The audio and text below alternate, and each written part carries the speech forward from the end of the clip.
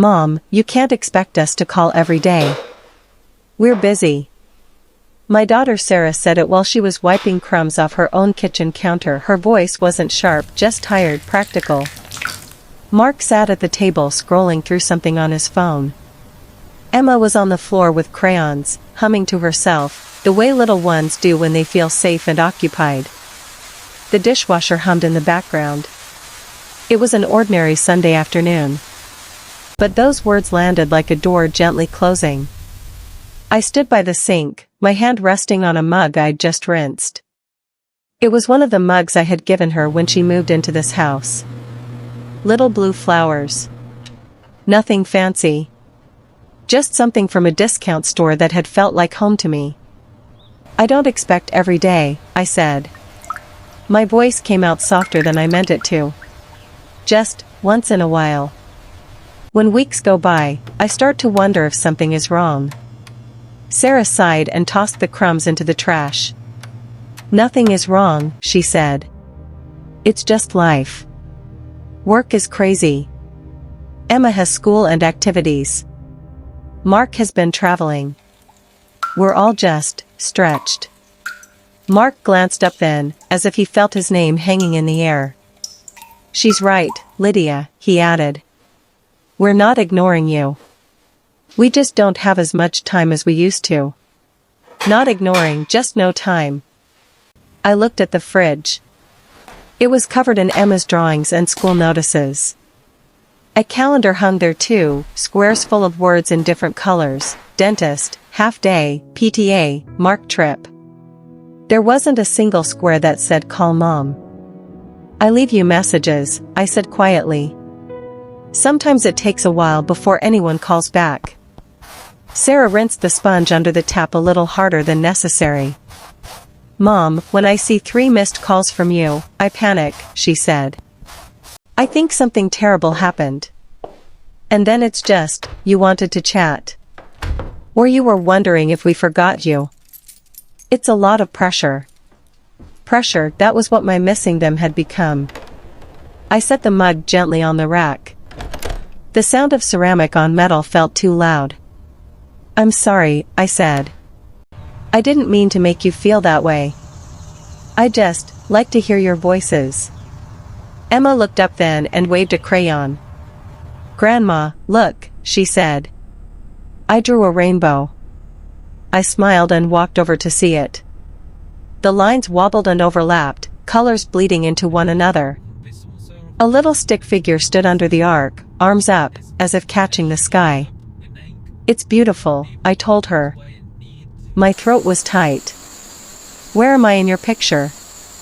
She thought for a moment, then added another small figure to the side. "Here," she said. "Next to the house." Next to the house, not inside it. Later, when it was time for me to leave, Sarah hugged me at the door. Her arms were quick, distracted. A perfunctory squeeze. "Text me if it's an emergency," she said. "Okay? Otherwise, I'll call when I can. Promise." I nodded and stepped out into the cool air. My car was parked at the curb, a thin layer of dust on the windshield catching the late afternoon sun. On the drive home, I turned my phone face down on the passenger seat. I didn't want to see the blank screen. That night, I sat at my own kitchen table with a cup of tea that went cold. The only light came from the small lamp in the corner.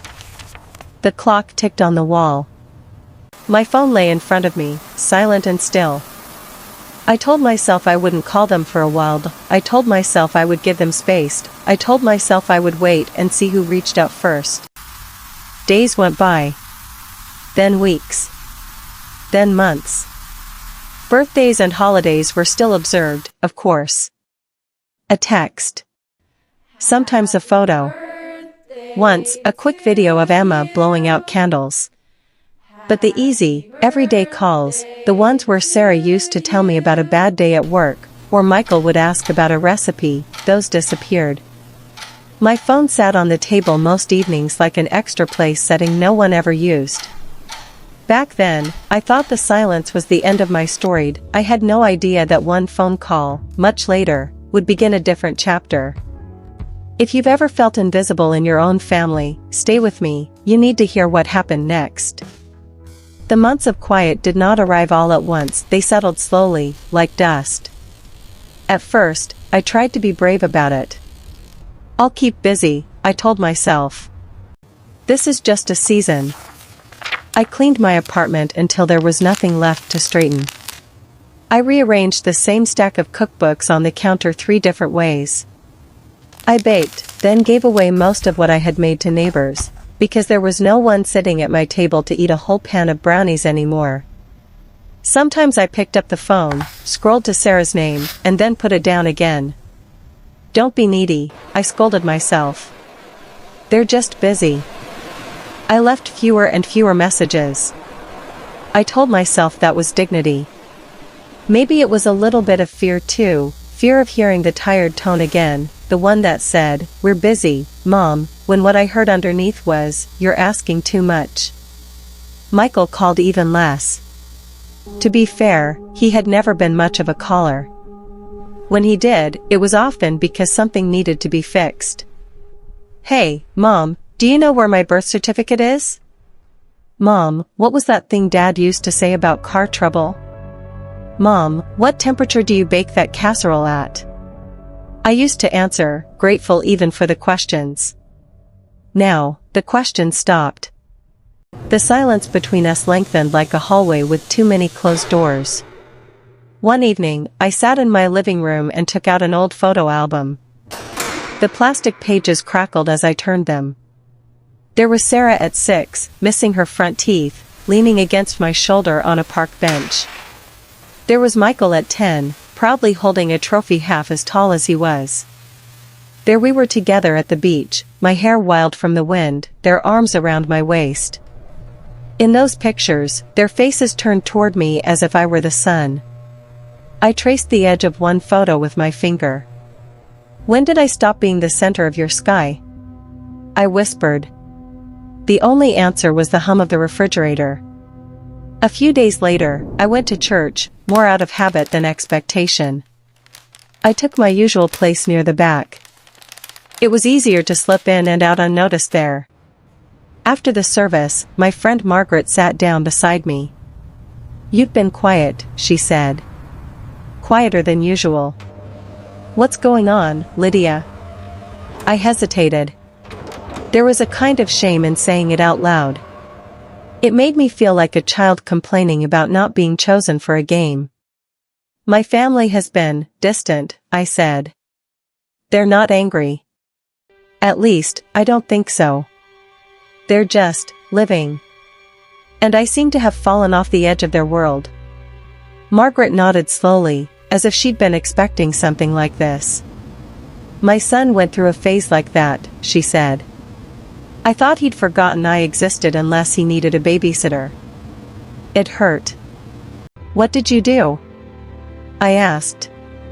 She smiled, but there was sadness in it. "I stopped chasing as much," she said. And I started asking myself a question: if they were suddenly gone, what would I wish I had done with this time? It changed how my days felt. It didn't fix everything with him, not right away. But it fixed something in me. Her words settled on my shoulders, heavier than a cardigan. On the way home, I walked slower than usual. The air was crisp. Leaves scraped along the sidewalk like sudden thoughts.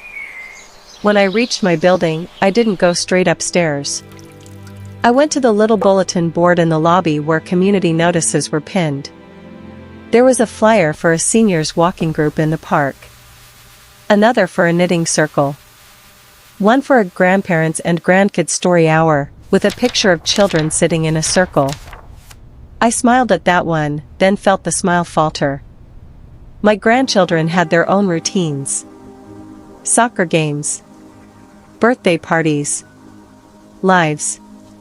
I reached for the knitting circle flyer instead. The edge of the paper was curling from being there too long. I smoothed it with my thumb and took a photo of it with my phone. I thought that was the end of it, I would tell myself later. I was wrong. That week, I went to the bank. I had been meaning to for a while.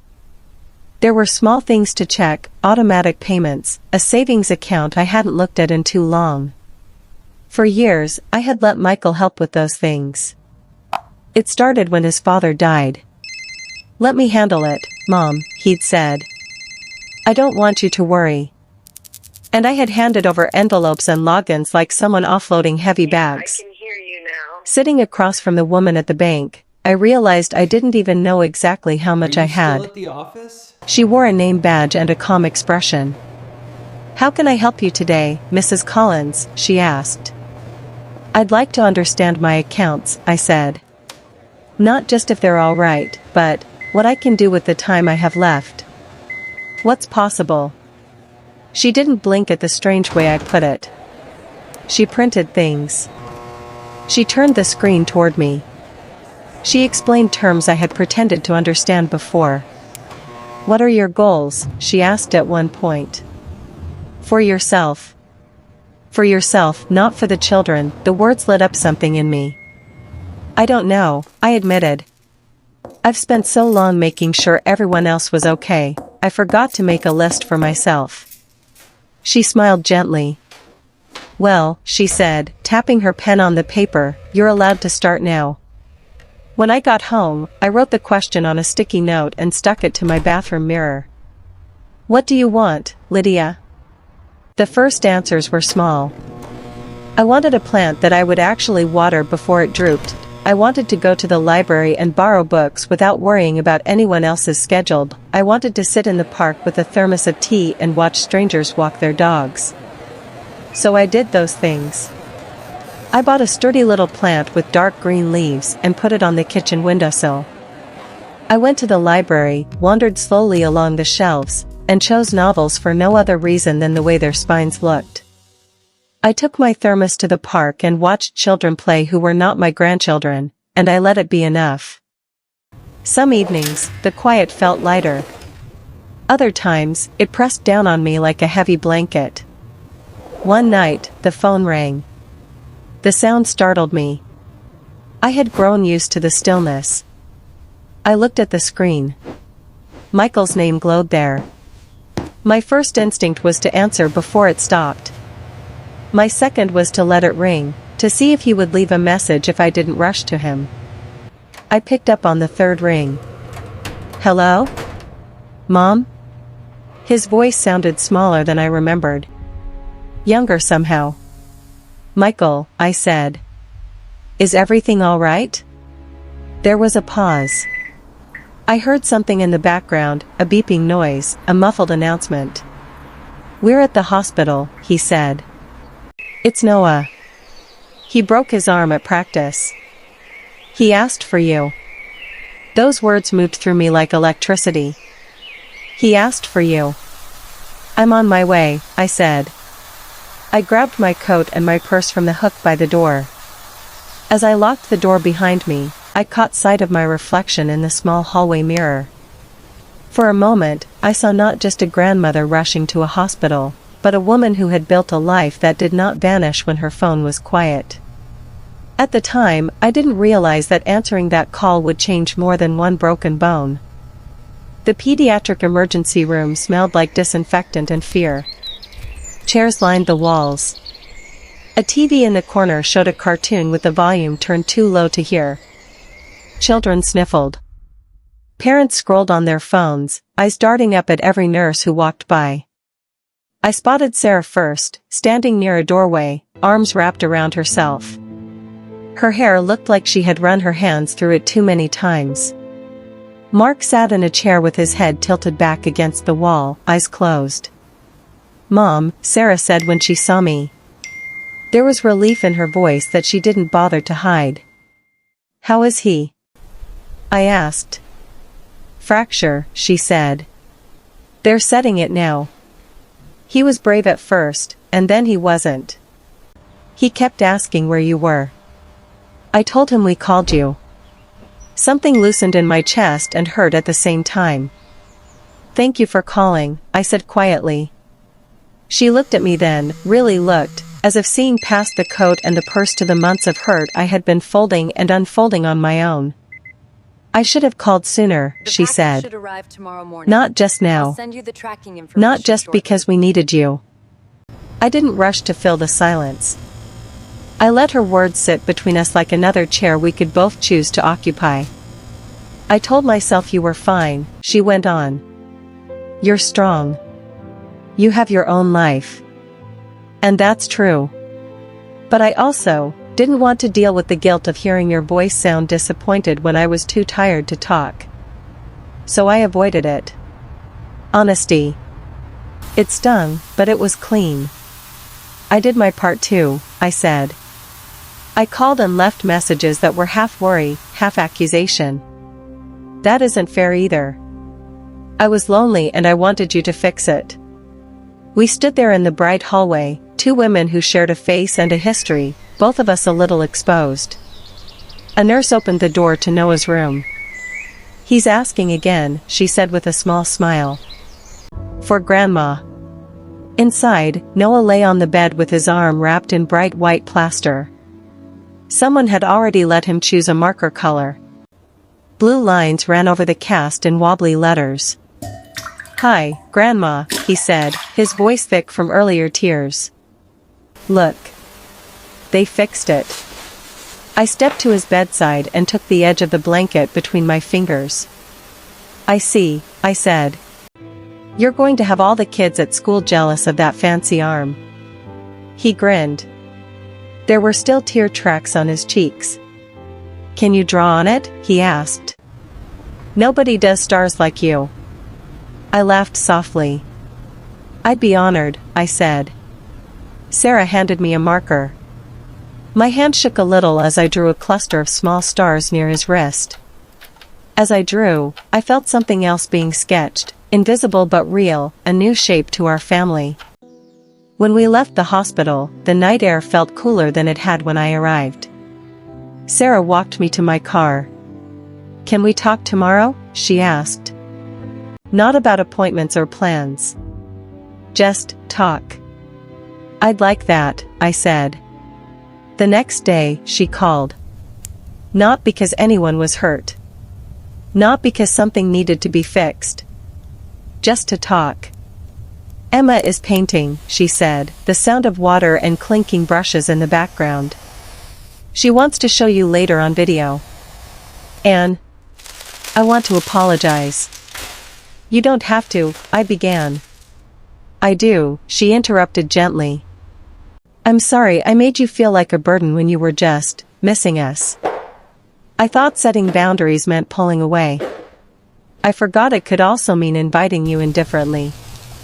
I sat at my kitchen table and looked at the plant on the windowsill. New leaves had started to unfurl. I'm sorry I made you feel guilty every time I missed you, I said. I'm learning how to sit with my own loneliness without handing it to you like a bill to pay. We both laughed softly at that. Can we try again? She asked. Maybe we don't talk every day. But maybe we don't go months without hearing each other's voices either. Yes, I said.